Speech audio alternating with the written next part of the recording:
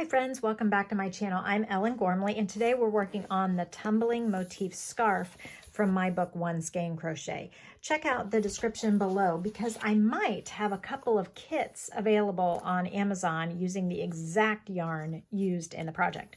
The project uses Monostel Uruguay silk blend, and it's just one skein. And here is the exact project from the book. So it's ascot length. It's 25 inches long, and it makes these motifs where you start one motif and then you start the next one and work off of the first, and it continues. So the concept, of course, in the One Skein book is to use up a whole skein of yarn and just to keep going until you run out. So if you don't have this exact yarn, it's okay. You can use whatever yarn you have, and when you run out of yarn, you're done. I did use, I had some leftover. This is Scarlet Fleece Painted Merino, and I've had this for a few years, just looking for the right project for it. I don't even know if they're still in business, but I just love, love, love this color. So while I was swatching up, preparing for this video, here's what it looks like in another colorway, okay?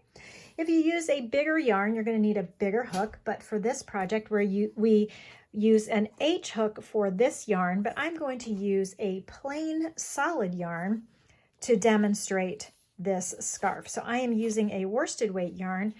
This is Brava by Knit Picks worsted weight yarn in the color Tranquil, and we are going to follow the pattern and learn this Tumbling Motifs scarf, okay? So what we're gonna do is take a yarn and the matching hook. So I'm using worsted weight and an I hook, but for the recommended yarn, it's an H. Got it? We're going to put a slip knot on our hook. I hope you're liking this One Skein Crochet series that helps you with some of the trickier parts of all the projects in the One Skein book. And also check out the other videos from this book. Like I just made this greenery hat in brown. Love that pattern. I've made it so many times. Oh, I forgot. There's so much to show you.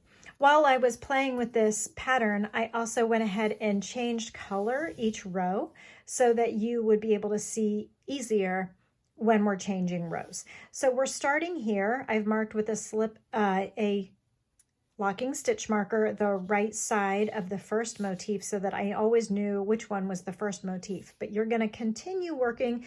If you're working just one yarn, there won't be all these tails. All right, so we are chaining 5 and joining with a slip stitch in the 5th chain from the hook. Okay, we're chaining 1, 2, 3, 4 because it counts as the first double crochet plus a chain 1 space. And now we will double crochet and chain 1 so that we have a total of how many? 12? I can look at the diagram. 1, 2, 3, 4, 5, 6, 7, 8. We will have a total of 8 double crochets, including the chain 3 beginning chain that counts as the first double crochet. 1, 2, 3, 4, 5, 6, 2 more. So double crochet, chain 1, double crochet. We should have 8. We should end with a double crochet. 1, 2, 3, 4, 5, 6, 7, 8. So that completes this green middle. Okay, now we're going to continue with the solid color yarn. We're going to chain 1 and turn. Now the pattern suggests that you place a marker for the right side of the pattern so that you don't get confused, but I don't know that it really matters that much. We're going to single crochet in the first double crochet, chain 5, 1, 2, 3, 4, 5. Stick with me and you'll see we're going to single crochet in the next double crochet, skipping the chain 1 space. Stick with me because I think you'll find it really interesting how the second motif bumps onto the first one without cutting.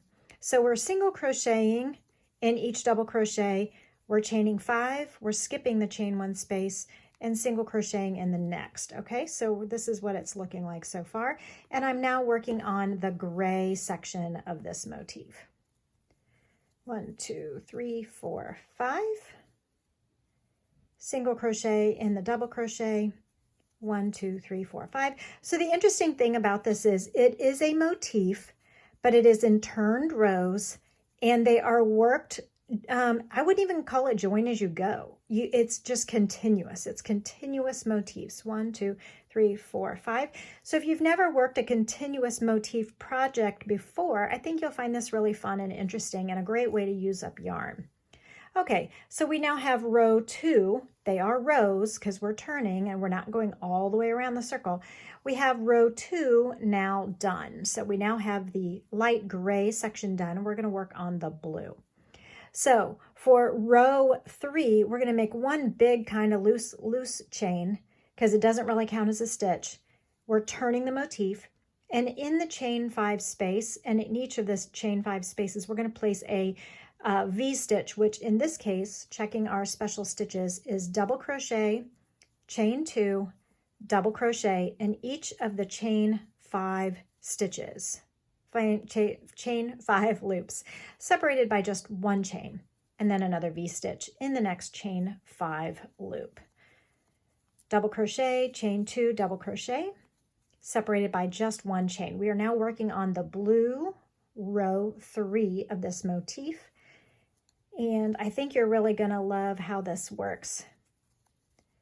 Once you get the hang of it, you can just keep right on building like building blocks right on top of one another, and this motif is the foundation, but all of the rest of them are the same except for how they anchor to the previous motif. Okay, you're always anchoring to the motif that was just made. So it's really a very continuous process, and once you learn the first 2 motifs, then you really got it. You got it. You got it going on. Very easy to memorize. So this last chain 5 space, we are doing one more V-stitch, which is double crochet, chain 2, double crochet, and ending there. Okay, so now we have completed the blue, and we're going to work on the green. So the next row is to chain 1, 2, 3, 4, 5 and turn, and we will double crochet, chain 2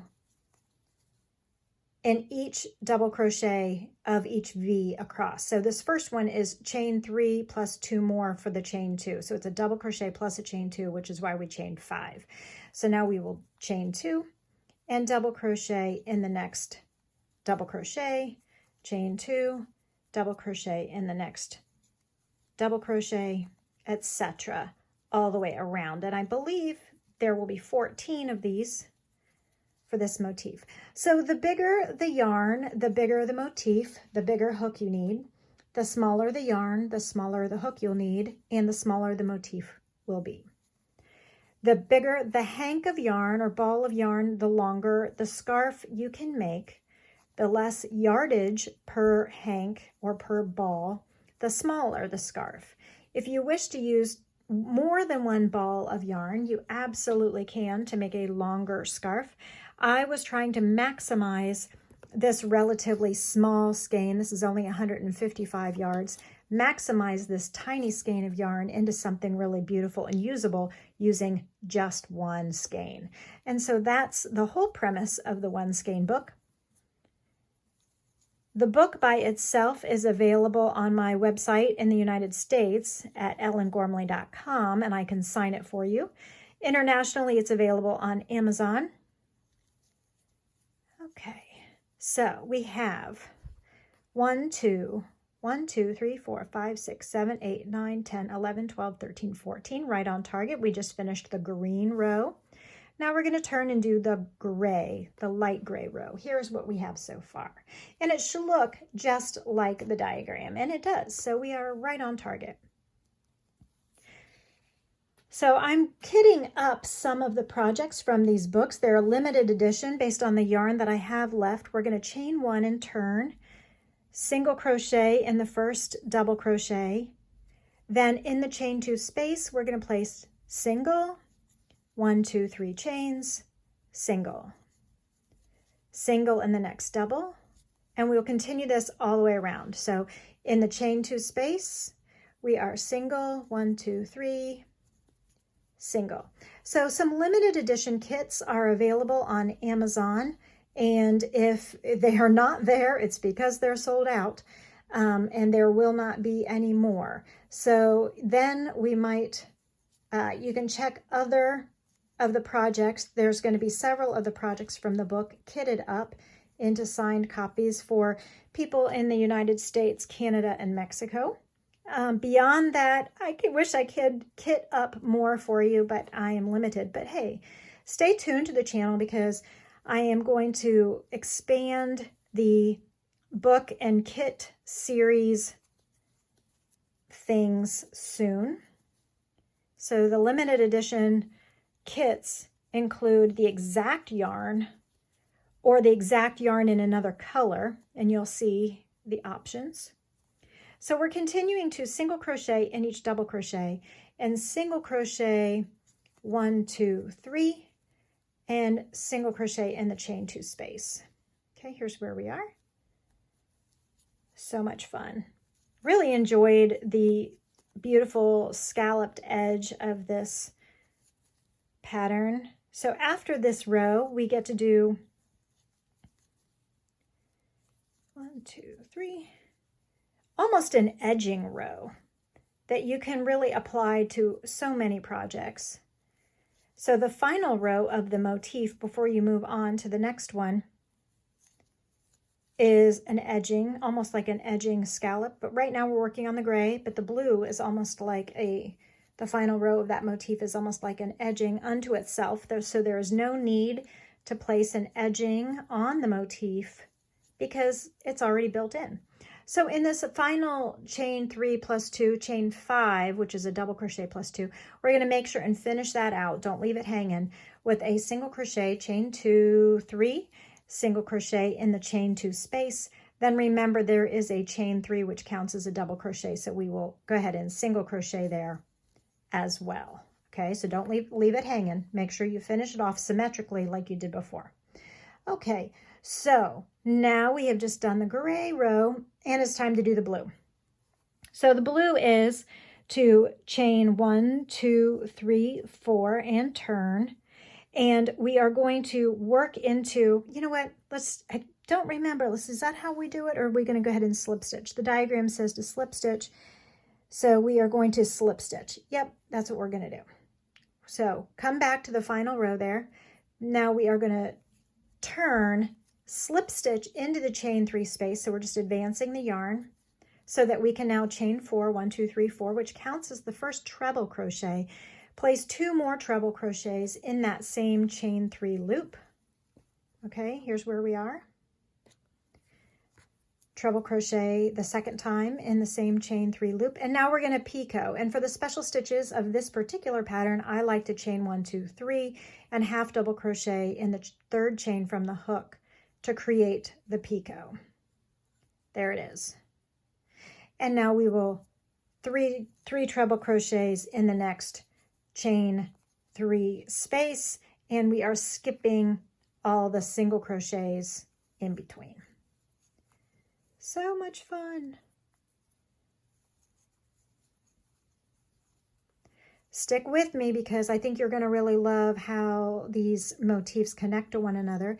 I think it makes for a very relaxing and valuable use of our time to go ahead and do motifs that are continuous and there's no cutting. So you can imagine what it would look like in a cake yarn or a variegated yarn or a ombre yarn. And then, because this was a multicolored yarn there, but then also turning in rows, that's really striking too. But there's a lot of ends then to shut off or finish off or fasten off every row.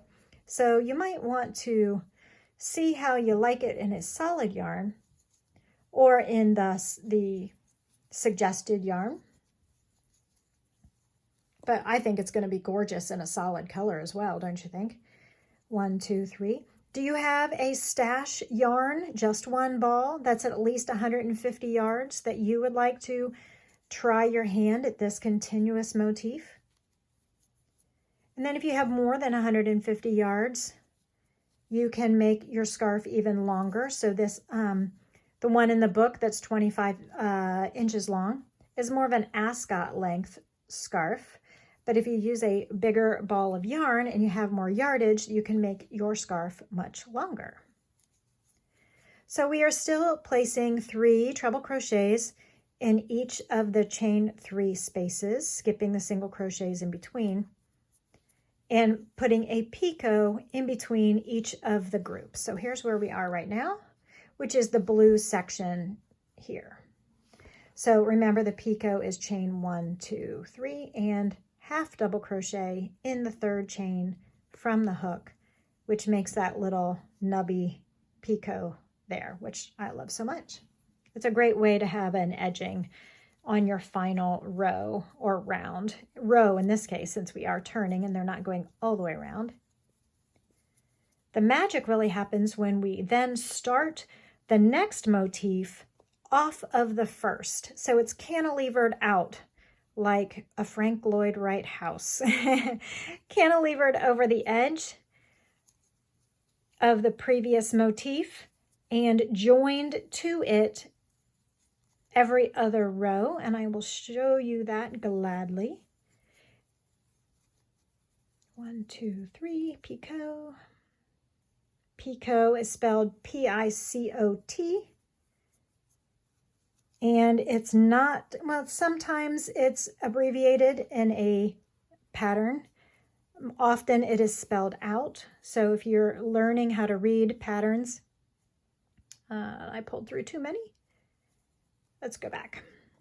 If you're learning how to read patterns, the word picot is different depending on what the designer wanted. So make sure you check your special stitches to see what the definition of picot is for that particular pattern. And then the word picot is usually spelled out P-I-C-O-T rather than abbreviated.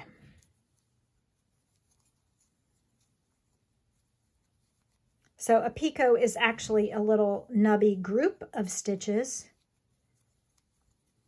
And in the symbol diagram, it's indicated here with a chain 3 and a half double crochet is equal to the picot. Okay. So in this book, it has full symbol diagrams plus full written instructions for every pattern. And of course, I'm trying to do video tutorials for as many of the patterns in the book as I can so that you have more opportunities for support. 1, 2, 3. Okay. This one might be a little confusing to people when we get to this next section where we add on the little baby. It's almost like conjoined twins. It's going to grow off from the side, though. It's not joining. They didn't grow equally at the same time. One is fully formed first in this case, and then we will add the next fully formed one, and then the next fully formed one after that. Okay, so when we finish with the 3 treble crochets in that last chain 3 space, we now have completed motif number 1. And this is with an Aran weight or worsted weight yarn. This motif is way bigger than this one. It's also a bigger hook. So the bigger the yarn, the bigger the hook, the bigger the motif will be. And so now, okay, here's the fun part. Here's the magic. So now that we have completed this motif and we are right here, we've just finished this group of 3 treble crochets. What we're going to do then is off the edge of this, chain 5 and start this section and go this way. And so when we start here and make a chain of 5 and work here, we'll slip stitch, work back, slip stitch, work back, slip stitch to the previously made motif. Okay, so hang in there. Okay, so here's where the magic happens. We're going to chain 5, 1, 2, 3, 4, 5. We're going to slip stitch in the 5th chain from the hook, just like we did the very first motif, kind of almost pretending that first motif doesn't even exist. It's just hanging there. We're going to chain 1, 2, 3, 4, and we are going to twist it a little bit so that when we're done with the row, working this way, we will join over here. So we're going to double crochet, chain 1, 7 times so that we have a total of 8 double crochets. Lay it out flat if you need to, just like I did. It's okay. 4, 5. So this is like a little bunion, a little beautiful bunion on the side of the motif, and it is going to continue to grow. 1, 2, 3, 4, 5, 6, 7. One more double crochet. Okay, so we have the beginning of the next motif. So we have 1, 2, 3, 4, 5, 6, 7, 8. Lay it flat so that we are ready to join. Now, if you're twisted and it's over here, then just twist it back until you can get it in the right spot. Now we're going to join right here at the bottom of the treble crochet grouping. Okay, it doesn't, just get the hook in there and slip stitch somewhere in the bottom of that group. Okay, now we will chain 1 and turn. Now we will continue with the motif as if this hanging off big one doesn't exist. Single crochet in the double crochet. 1, 2, 3, 4, 5. We're chaining 5, double crochet or single crochet in the next double crochet. So you can see we're working the next motif just like we did on the first one with this little chain 5 loops. 1, 2, 3, 4, 5, and single crochet in the double crochet. So it's the same exact thing. The difference is that every time we finish a row that's next to the straight edge portion of the motif, we're going to anchor it with a slip stitch and then continue working. 1, 2, 3, 4, 5, single crochet in the double crochet. 1, 2, 3, 4, 5. Please make sure you give this video a thumbs up and a like and subscribe so that you don't miss anything, but also so that I know you want more of this kind of interesting content. Vote with your thumbs up button, 3, 4, 5. And don't forget to single crochet in the 3rd chain of the beginning chain 4. Then you can lay it out and see, 1, 2, 3, 4, 5, 6, 7, and then match it on your diagram. 1, 2, actually we're on the 2nd motif here. So 1, 2, 3, 4, 5, 6, 7. Okay, you're ready to go. Okay, we're not joining here because this is the scalloped edge round part. So we're going to just turn and not do anything and then anchor when we get back to this section. So I hope that this helps you understand the glory of continuous motifs, and like and subscribe and hang in there and go check Amazon for kits of this pattern with sign books and hooks to go with. So that's all for today. I will see you on the next video.